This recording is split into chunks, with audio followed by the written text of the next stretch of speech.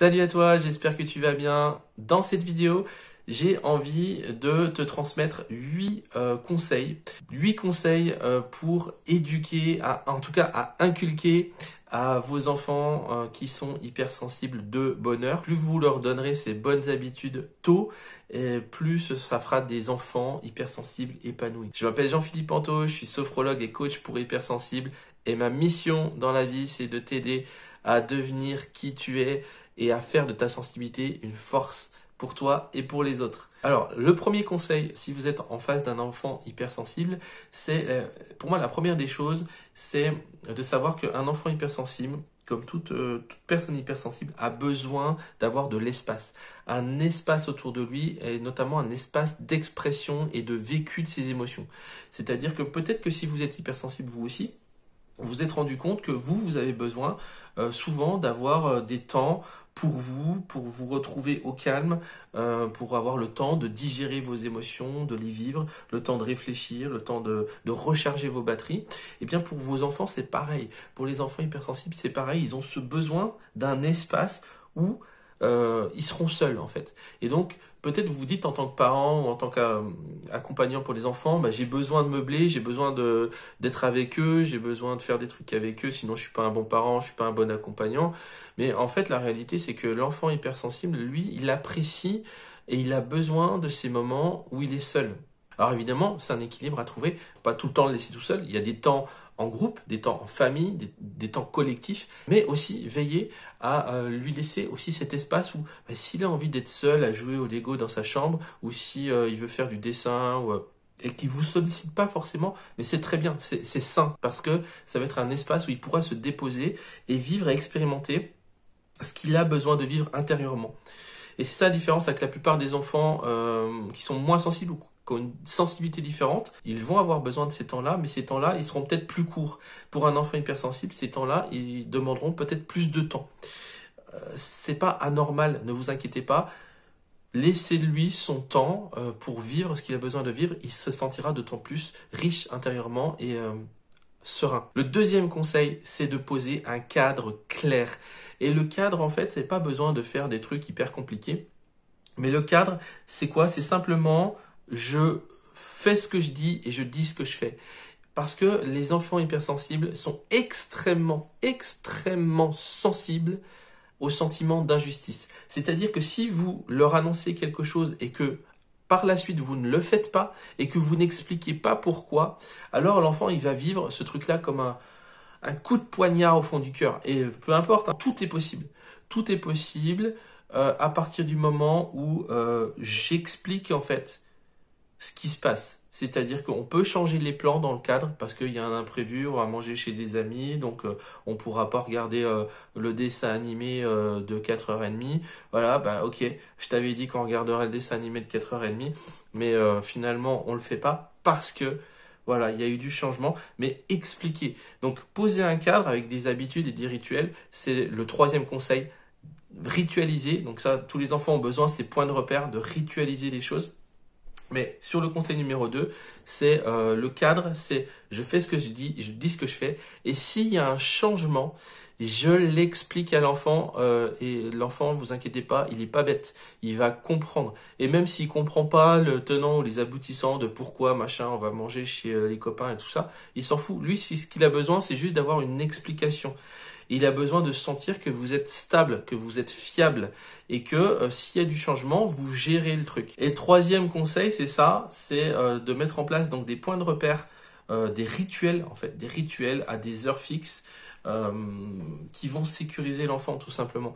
L'enfant en fait, il va se sentir sécurisé à partir du moment où il a ses propres points de repère à lui. Si vous voyez que votre enfant hypersensible passe souvent du temps seul, en apparence à ne rien faire, ne vous inquiétez pas, il a besoin de ces temps-là.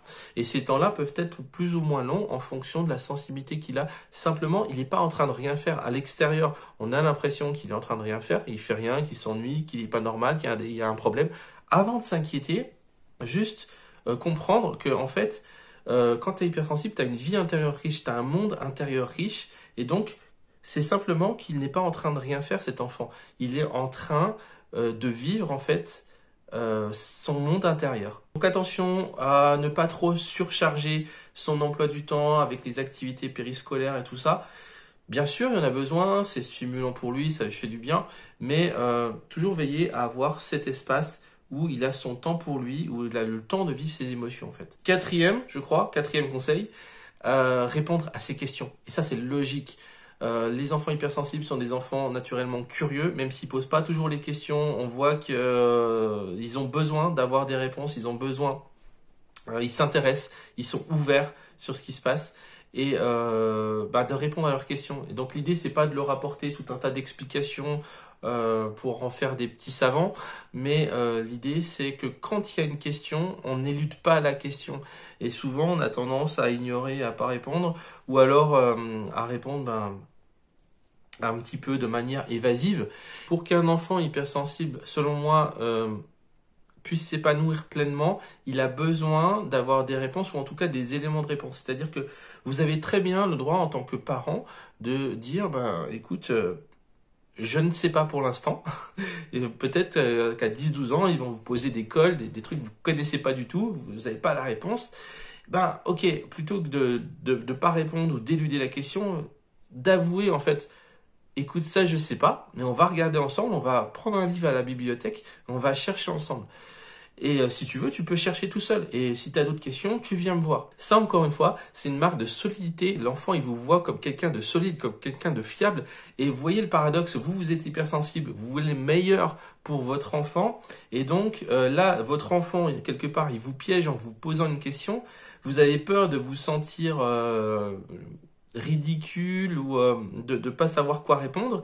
Eh bien, le fait d'avouer votre impuissance, de dire « mais je ne sais pas », mais c'est une bonne question, mais on va voir ensemble, et tiens, tu peux aller voir tout seul par toi-même à la bibliothèque, il y a des livres pour ça, et ça sécurise un max l'enfant. Souvent, le problème, il vient, je suis désolé de le dire, mais il vient des parents qui veulent être perfectionnistes, et c'est en voulant être perfectionnistes que finalement, ils vont pas dire des trucs, ou ils vont pas laisser cette amplitude à l'enfant, alors qu'en fait, c'est tout simple.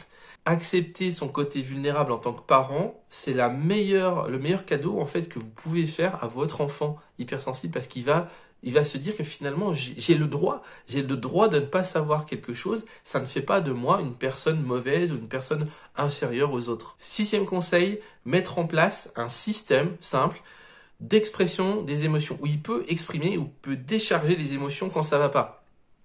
Autant vous le laisser finalement vivre ce qu'il a besoin de vivre, autant quand il y a conflit, quand il y a difficulté, quand il y a besoin d'extérioriser les émotions, préparer des outils pour qu'il puisse finalement se livrer, des outils pour qu'il puisse se confier à vous, parce que la verbalisation, dire les choses comme ça, c'est pas forcément facile. Vous aussi, vous pouvez toujours voir, vous, de votre point de vue, si vous êtes un parent hypersensible, c'est pas toujours facile d'exprimer ses émotions verbalement, de dire les choses.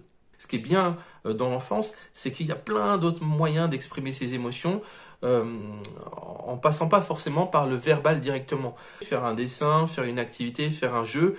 Il y a un jeu sur l'expression des émotions et l'apprentissage des émotions qui s'appelle le monstre des couleurs. C'est un jeu assez intéressant. Je vous laisse aller voir. Pour les personnes qui ne connaissent pas, vous tapez monstre des couleurs. Voilà, tout un tas de trucs. Il y a aussi les émoticônes, les cartes émotionnelles qui permettent de mettre un mot en fait sur l'émotion que l'enfant vit à partir de smileys, des émoticônes. Voilà. En tout cas, trouvez votre moyen, votre système, vous dans la famille, pour avoir cet espace. Ok, là ça va pas, là il est pas bien, il ou elle. Mon enfant n'est pas bien. Eh bien, sans imposer de dire ah tiens là on va faire le jeu des émotions, on va faire le monstre des émotions, ou tiens on va faire le dessin, tu vas me dire ce qui se passe. Juste proposer, savoir qu'il y a ce jeu là, il y a cette possibilité là dans le salon, vous allez vous rendre compte que là il a rien dit, il a pris le jeu de cartes et puis il a joué tout seul avec son frère. Et en fait, c'est de mettre à disposition des outils sans forcer. Alors au début, vous allez lui expliquer comment ça fonctionne, on va jouer pour rigoler. Et après, l'enfant, il saura qu'il a ça pour s'amuser, en famille, avec son frère, sa sœur, mais aussi avec ses parents, et puis qu'il peut aussi le faire, lui, de sa propre initiative. Et ça change tout. 7e conseil important pour que votre enfant hypersensible puisse s'épanouir rapidement et dans un monde qui est pas toujours hyper sensible, c'est de lui proposer une nouveauté chaque semaine. Chaque semaine, voilà, chaque week-end, ça peut être un petit rituel aussi pour vous en famille. Autant il y a des rituels quotidiens, voilà, le rituel du matin, le rituel du coucher, autant chaque semaine proposer une ouverture sur le monde. Donc une ouverture sur l'inconnu, une ouverture sur des choses qui peuvent potentiellement faire peur, mais que ça devienne un rituel aussi. Chaque semaine, on va, par exemple, on va faire une sortie, on va aller dans un endroit qu'on connaît pas et le laisser faire ses propres expériences. Votre enfant hypersensible, autant il a besoin de sentir que les parents finalement, les parents, parce que parfois il y a des familles monoparentales, en tout cas l'enfant il a besoin de sentir qu'il y a cette solidité, qu'il peut avoir confiance en son parent ou en ses parents, et puis autant il a besoin d'avoir cette ouverture sur l'inconnu, sur les enfants sont des explorateurs. L'humain est un explorateur. Et donc, très tôt, faut l'habituer à ça, à lui laisser faire, en fait, ses propres expériences. Je prends un exemple tout bête. Atelier cuisine. Aujourd'hui, on va faire des gâteaux. Eh bien, en bon parent hypersensible qui veut que tout se déroule parfaitement et qui est un petit peu maniaque de la propreté, n'est-ce pas? Eh bien, vous allez avoir tendance à vouloir tout contrôler, puis vous allez avoir peur peut-être qu'il se blesse, qu'il se fasse mal, qu'il fasse les choses de travers, qu'il fasse tomber le beurre par terre. Bref, il y a tout un tas de situations qui vont faire que, en bon parent hypersensible, vous allez vouloir baliser finalement son expérience, vous allez vouloir contrôler, sans même vous en apercevoir, finalement de baliser finalement son expérience. Et ce que je recommande là, et ça c'est peut-être le conseil le plus difficile à faire pour les mamans hypersensibles, c'est de le laisser faire ses expériences, de le laisser se tromper tout seul, de le laisser faire ses erreurs, et qu'il se rende compte, ça c'est la meilleure chose aussi que vous pouvez lui apporter, puisque il va se rendre compte que finalement, oui, j'ai fait des erreurs, mais c'est pas pour autant que je me fouette et que je me dis que je suis nul.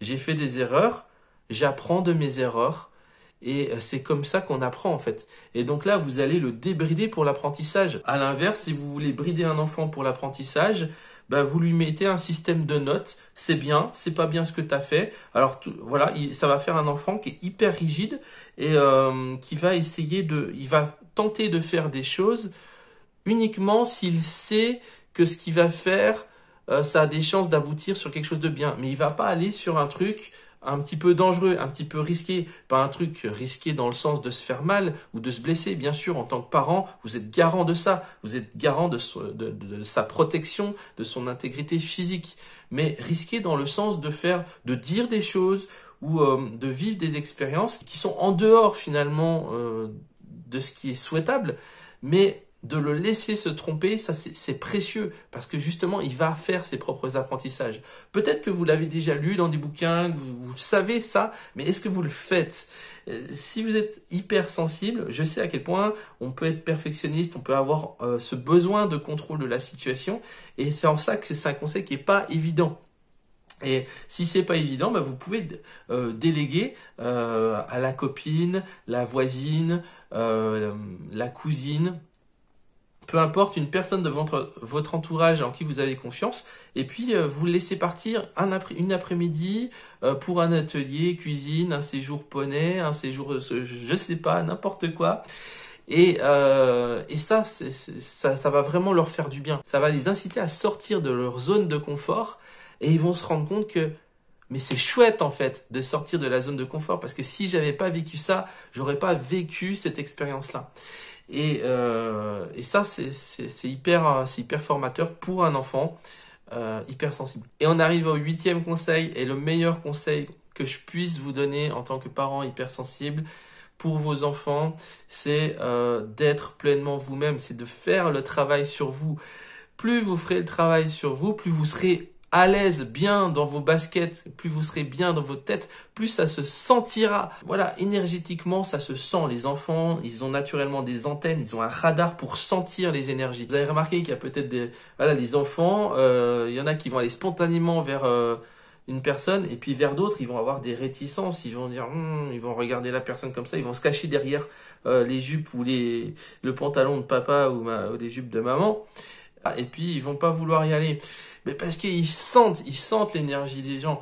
Et en fait, vous c'est pareil, ils sentent votre énergie. Et s'ils sentent que vous êtes bien dans vos baskets, que vous êtes bien dans votre tête, que vous êtes hypersensible, épanoui, que vous êtes hypersensible, déchaîné, eh ben il sera dans un super environnement en fait, votre gamin. Ça veut pas dire que vous êtes un mauvais parent. La pire des choses, alors je vais terminer par ça. Je vous ai donné les 8 conseils. Le pire conseil, en fait, la pire chose que vous pouvez faire à votre enfant hypersensible, c'est de culpabiliser et de vous dire que vous êtes un mauvais parent pour cet enfant hypersensible. Le métier de parent, c'est un des métiers les plus exigeants du monde. On fait comme on peut, on fait au mieux. Et pareil, on fait forcément des erreurs à un moment donné. Et c'est pas grave. Mais c'est en montrant l'exemple et en se disant que, ok, là, j'ai fait une erreur. Je peux corriger. Et d'avoir cette ouverture-là, cette légèreté-là, et c'est ça qui sera extrêmement bénéfique et qui va se sentir à l'extérieur de vous et donc par effet ricochet sur vos enfants. Et je terminerai là-dessus. En tant que parent d'enfants hypersensibles, vous n'avez pas à être un parent parfait. Vous avez juste besoin d'être un humain qui se sent bien dans son corps, dans sa tête, et quand il fait des erreurs, parce qu'il en fera forcément, comme tout être humain, quand il fait des erreurs, de ne pas rester sur l'erreur ou d'essayer de la camoufler ou de la refiler sous le tapis, mais de reconnaître cette erreur et de dire « Ok, j'ai fait cette erreur-là » et de ne pas continuer à persister dans l'erreur et de chercher sans cesse à s'améliorer et à améliorer en toute bienveillance en fait. Si vous faites ça pour vous, vous faites ça pour vos enfants. Occupez-vous de vous et vos enfants seront heureux et seront gérés parce qu'ils seront dans le bon environnement. Et par effet ricochet, le bonheur c'est contagieux. Donc si vous êtes heureux, les enfants qui seront autour de vous sauront profiter de cette énergie-là. Voilà, si tu as envie d'aller plus loin, tu peux rejoindre ma lettre privée, c'est le premier lien en description. N'hésite pas non plus à t'abonner si ce n'est pas encore fait. Et puis, moi, je te souhaite le meilleur en tant que hypersensible et le meilleur aussi pour les enfants. Ciao.